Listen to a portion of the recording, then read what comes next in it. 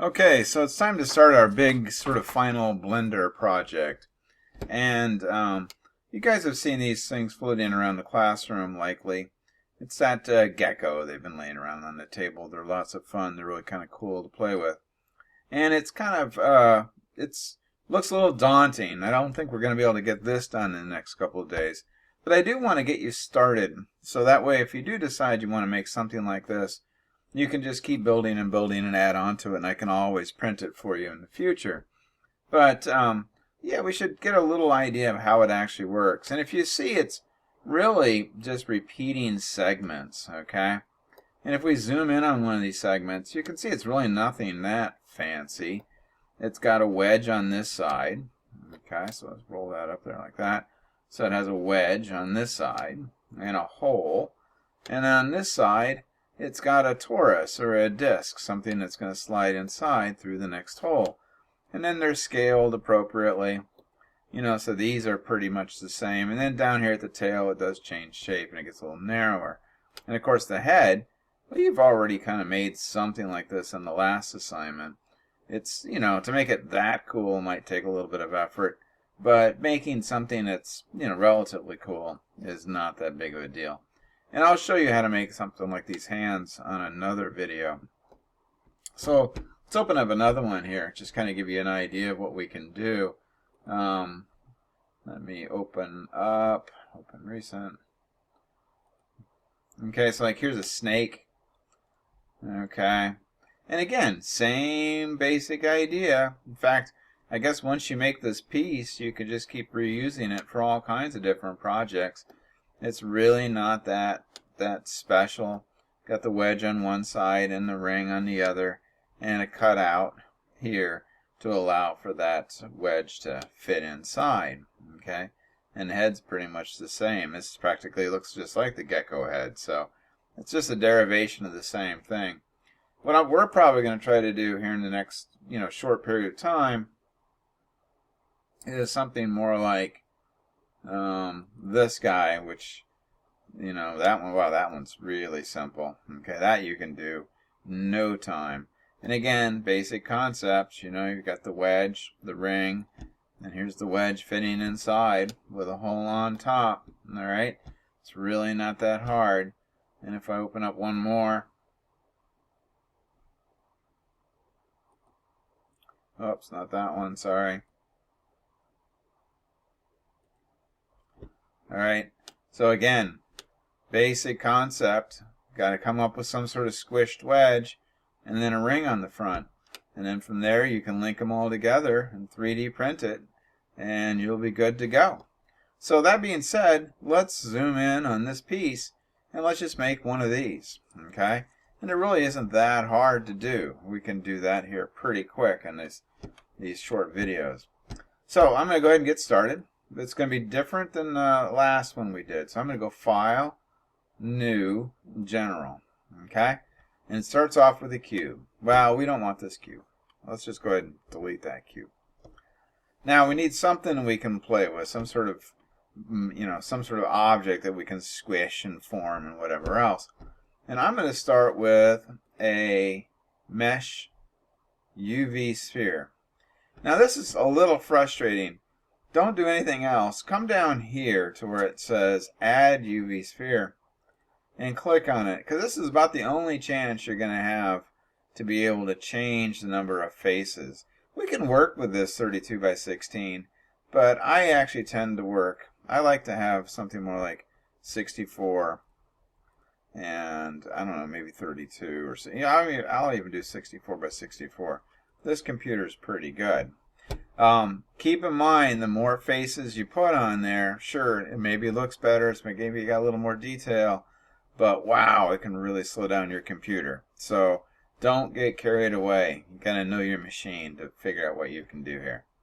So I've got this thing set up, and what I'm going to do now is I'm going to look at it straight on with my X, okay? So I'm going to build my lizard on the Y-axis like this. So this will be like, for example, his head, and this will be his tail, which means that I got to squish this piece down to make that sort of linking piece. And before I even do that, I know already that it's not going to be a ball. So let's take and scale this down a little bit. I'm going to just take and squish it like this, make it a little more pill shaped. Okay. So notice in that case I was grabbing the blue box. And I'm going to take a top down view. I'm going to click on the Z. And again, this is the length here, okay? So we're gonna follow the green line. Alright. So I'm gonna squish it like that. So now if I come back to my X view, you can see that I'm looking at sort of a pill, but if I move it around, you can see it's actually more like a, well, I get now it truly looks like a pill, right? Okay? And again, I'm going to follow the green line. That's what I'm going to be using to build my critter. And for some reason, my mouse just stopped. Give me a moment. Fact is, I might just pause it. Hold on. Okay, I knocked my battery out of place. Alright, so I've got this pill, alright? And I need to, hold on, let me save this file. Save as. And I'm going to call this, I'll call this Liz4. Alright? And save as. Because let's take a quick look at one of the other ones again. So I'm going to go File, Open Recent, and let's look at this guy. Okay? So essentially what I want to do is I want to make this piece right here. And again, I got this wedge going on right here that fits into a ring, and it's got a hole in it. And then I have a ring on the other side. Alright? So let's go back to what we're working on. Okay? So here's our sphere. So let's take and let's work it. Alright? I'm going to go now and I'm going to select it, and I'm going to go to sculpting. Okay? And let's look at that right now on my x-axis. Okay, so here's my y. So I have a lot of work to do to kind of squish this down to make that sort of wedge shape.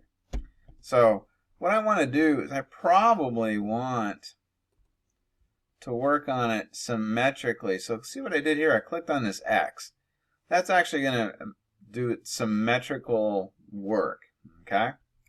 And so now you can see if I look at it, let me spin it facing toward us, you can see I have two dots, right? So they're and are perfectly symmetrical. So I need to squish this into a pill shape.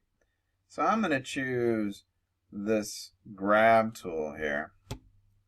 And I think I'm going to make it kind of big because I really need to do some pretty dramatic squishing. And I'm going to squish, squish, squish, squish. That's maybe too big. Let's zoom in on it. And we're going to squish, squish, squish, keep squishing, squish, squish, squish, squish. So we're making that V wedge shape. You can see it here. You can see it kind of coming into view here. Let me make it so I can rotate this. There, you can see it. All right. So let's keep squishing, squish. In fact, actually, I think what I'm going to do is I'm going to pull it out some. Something like that. And squish, squish, squish. Okay. Yeah, wow, that's actually steeper than I wanted, but we'll bring this down, get a little nice look to it. And same with down there. Let's bring that up some. Come on, push that up. There we go. Okay. That's pretty crude, but I'm doing this kind of quickly here. Alright, so the other feature we need to have is we need to have it indented on this side. So I'm going to orient myself this way. In case you don't know how I'm making it oriented, I'm pushing in on the scroll wheel and moving it around. So I'm going to push that in. Keep pushing. We just need to make a space to put that ring in there.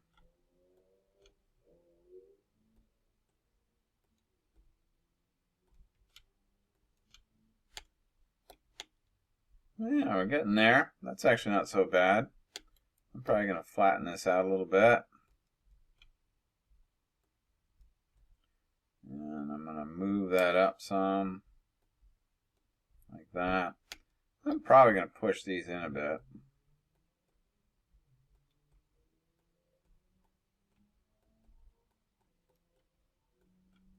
Alright, I think we've got a good start here. Alright, maybe not the prettiest job I've done, but it's a decent start. Okay, so now let's go ahead and put a hole in this right here. So to do that, I'm going to go back to layout. And then what I want to do is I simply want to add a cylinder. Now that's a huge cylinder, so I'm going to shrink it down like that. I think I'll make it tall so I don't lose it as I shrink it.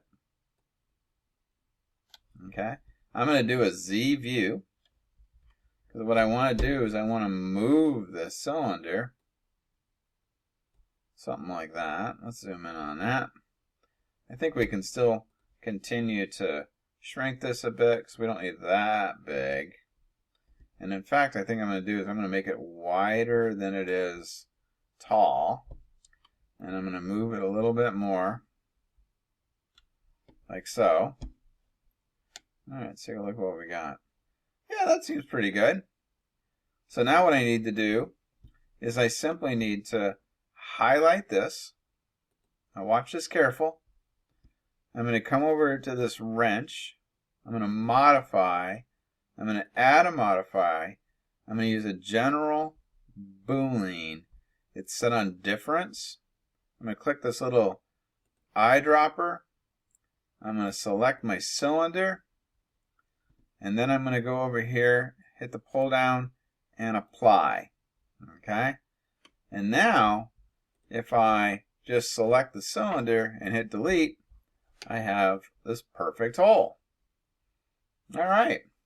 Well, now let's go ahead and stick a loop on the front. So I'm going to do that. I'm going to go here to my add.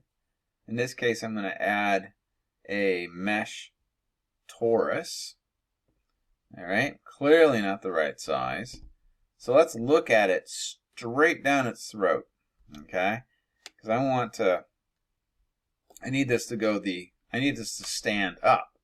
So I'm going to look straight down on my Y, and I'm going to do a rotation, and I want to rotate it until it's straight up and down, like that. Okay? Now, let's take a look again on my X. It's obviously huge, okay? It's way bigger than my object. So let's scale that thing down. And let's move it to the front. And let's take a look. I'm actually going to make it a little bigger. So in this case, we're going to be a little cruder than perhaps we need to, because we want to get it right the first time. And it's still sticking out on the inside here. So I'm going to move it in. Something like that. Make sure it doesn't. So, starting to stick out too far there. Let's take and pull it out. We're going to pull out a little more so it's just inside of there. All right. I'm pretty happy with that. I think I'm going to make it fatter though. So I'm going to select my scale and I'm just going to widen it out. So it has a nice big chunk. Okay. We really don't want it to break. I'm happy with that. So again, we're almost done. I'm going to click this. I'm going to go to my boolean again. And in this case, I want to make a union with that and apply. Okay? And now you can see that I have, if I select this, I get the whole dang thing. Oddly, let me do this one last thing. I'm going to move this aside. I don't understand why this is, but we got a ghost image. I would just delete that and you're good to go. So I'll add on to this in the next video and I'll see you soon.